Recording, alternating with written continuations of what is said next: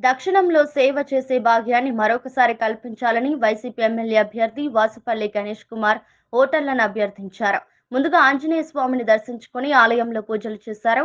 అనంతరం 36వ ward corporator Masipogu Mary Jones Salipeta నుండి దక్షిణ వైసీపీ పరిశీలకులు ద్రోణం రాజు శ్రీవాత్సవ్తో కలిసి రెండవ రోజు ప్రచారాన్ని ప్రారంభించారు.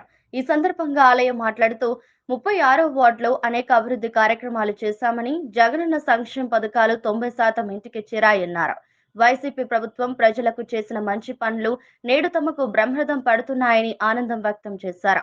జగనన్న పథకాలే తమకే వేషంలా ప్రజాదరణ పొందుతున్నారన్నారు.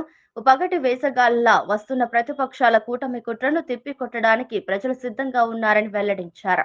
చంద్రబాబు పవన్ కళ్యాణ్ బూటకపు హామీల నమ్మొద్దని పిలుపునిచ్చారు. దక్షిణంలో ద్రోణరాజు శ్రీవాత్సవ్, గంపల గిరిధర్, మూగి శ్రీనివాసరావుతో పాటు తమ వైసీపీ శ్రేణులు విస్తృతంగా వైసీపీ ప్రచారం చేస్తున్నారని వెల్లడించారు.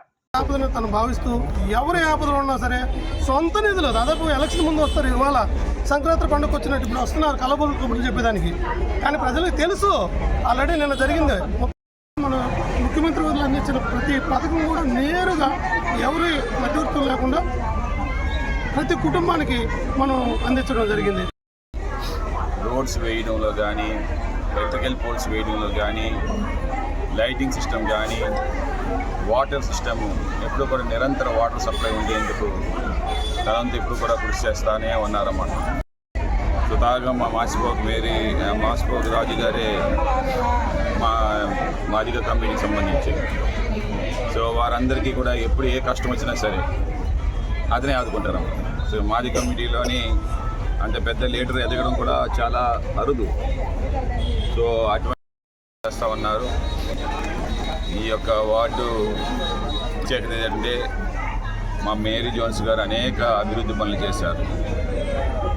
అవి మాకు గట్టిగా పనిచేస్తాయి.